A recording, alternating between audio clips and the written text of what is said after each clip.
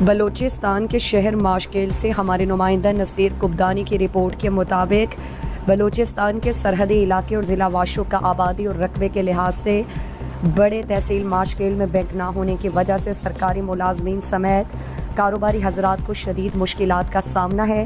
1,80,000 آبادی پر مشتمل علاقہ ماشکیل اس 21ویں صدی میں بھی ایک بینک سے محروم ہے۔ 1985 کو تحصیل کا درجہ دینے والے شہر کے باسیوں کو بینک کی سہولت میسر نہیں، جبکہ سرکاری ملازمین اپنی تنخواہ کیش کرنے کے لیے 200 کلومیٹر دور دالبندین یا 400 کلومیٹر دور خاران جانے پر مجبور ہیں۔ ماشکیل میں بینک نہ ہونے کے باعث اہل علاقہ کا کوئی پرسان حال نہیں۔ دوسری جانب ماشکیل سے مزدوری کی خاطر دیگر ممالک میں کام کرنے والے لوگوں کو بھی پریشانی کا سامنا ہے۔